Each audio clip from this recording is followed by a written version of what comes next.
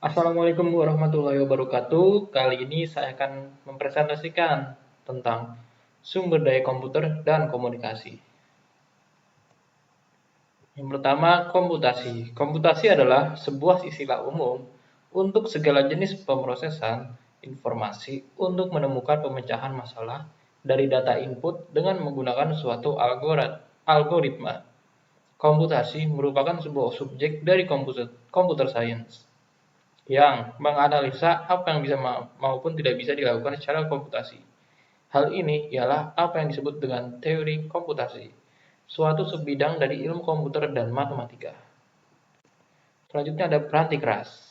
Edi Purwono dalam bukunya Aspek-aspek EDP Audit Pengendalian Internal pada Komputerisasi menyebutkan pengertian hardware adalah semua perlengkapan fisik yang dapat dilihat yang terdiri dari perangkat masukan dan keluaran komunikasi yang digunakan untuk melaksanakan bermacam-macam fungsi dan seluruh kegiatan pengolahan data. Di antaranya, yang pertama ada prosesor. Menurut MacLeod, prosesor yang biasa disebut dengan CPU adalah tempat pemrosesan data dilakukan. Contohnya ada Intel, AMD, Cyrix, Motorola, dan perusahaan-perusahaan lainnya yang memproduksi prosesor mikro yang terdapat di banyak komputer mikro populer. Fungsi prosesor dalam sebuah komputer mempunyai fungsi yang sangat penting. Karena komponen kecil ini menentukan kecepatan performa dari sebuah komputer. Pada umumnya, fungsi sebuah prosesor adalah untuk memproses data yang diterima dari masukan atau input, kemudian akan menghasilkan pengeluaran atau output. Cara kerja prosesor akan terus terhubung dengan komponen komputer yang lainnya, terutama hard disk drive atau HDD dan memori RAM. Selanjutnya ada memori. Pada dasarnya, data disimpan di sebuah komputer dalam dua cara, yaitu memori dan penyimpanan. Memori, atau yang disebut juga ruang penyimpanan primer, atau bahasa Inggrisnya Random Access Memory atau RAM, mengacu pada area penyimpanan yang terdapat pada papan sirkuit komputer. Memori adalah barang yang rentan karena isinya akan hilang ketika daya komputer dimatikan. Karakteristik ini mencerminkan fakta bahwa nilai bit akan dapat diubah secepat yang bisa dilakukan oleh siklus komputer. Selanjutnya, ruang penyimpanan. Ruang penyimpanan untuk komputer muncul dalam banyak bentuk media yang berbeda, yang masing-masing memiliki karakteristik yang berbeda yang menjadikannya lebih sesuai untuk tugas-tugas tertentu. Ruang penyimpanan dapat berbentuk tetap atau dapat dilepas. Selanjutnya ada alat-alat input atau input device. Data yang diterima dari manusia mengacu pada input yang diisi oleh seorang yang mengetik pada sebuah keyboard, menekan mouse, menyentuh monitor, berbicara ke mikrofon, atau interaksi lain yang serupa. Input yang diterima dari manusia sangat penting karena memberikan satu mekanisme langsung bagi pengguna untuk mengendalikan komputer. Sebagian besar data pada awal yang memiliki bentuk yang tidak dapat dibaca oleh mesin dan perlu dilakukan entry data oleh manusia. Yang keenam ada alat-alat output atau output device. Dua alat output yang paling dikenal adalah layar komputer yang terkadang disebut monitor dan printer. Meskipun konsep kantor tanpa kertas telah mendapat banyak perhatian, hasil output cetakan tetap merupakan fakta dari komputasi. Terakhir ada multimedia. Evolusi pertama alat input dan output adalah menuju multimedia, penggunaan lebih dari satu media pada saat yang sama. Sebagai contoh, informasi dalam bentuk teks dapat diproyeksikan ke layar komputer dengan disertai oleh suatu gambar atau video. Pengguna tidak hanya dapat mengetikkan perintah, mereka menggunakan alat penunjuk seperti mouse atau berbicara ke mikrofon untuk memilih icon, yang selanjutnya menyebabkan komputer beroperasi pada layar pesan. Selanjutnya ada alat-alat komputasi pribadi.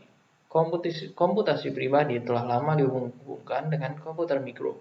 Bahkan komputer mikro pada awalnya disebut komputer pribadi atau personal computer. Komputer mikro saat muncul pertama kali bukan tergabung dalam suatu jaringan, melainkan setiap pengguna komputer mikro menggunakan sumber daya ini hanya untuk keperluan komputasi pribadinya saja. Selanjutnya ada telepon seluler dengan pesan dan video interaktif. Perusahaan-perusahaan pembuat telepon seluler telah membuat telepon yang menampilkan pesan tulisan dan gambar-gambar berukuran kecil di layar tampilannya. Beberapa telepon seluler dapat menyimpan video-video pendek. Keypad menjadi alat input.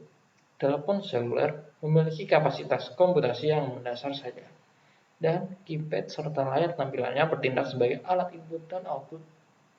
Yang kedua ada telepon seluler cerdas. Telepon seluler yang dianggap sebagai telepon cerdas atau smartphone ketika ia menjalankan pekerjaan-pekerjaan yang biasanya dihubungkan dengan komputer mikro. Sebut saja, smartphone bisa mengakses web dan dapat mensinkronasikan seluruh informasinya dengan komputer mikro. Yang ketiga ada jaringan rumah. Perusahaan telepon menjual modem DSL atau Digital Subscriber Line, pemasangan modem di rumah, yang memiliki lebih dari satu komputer. Mikro memiliki gerbang berkecepatan tinggi ke internet melalui modem kabel dan DSL. Cara membagi koneksi untuk beberapa komputer yaitu dengan menggunakan sebuah router nirkabel. Modem akan tersambung ke router dan router akan tersambung ke komputer melalui sebuah jaringan nirkabel. Yang keempat, keamanan komputasi rumah.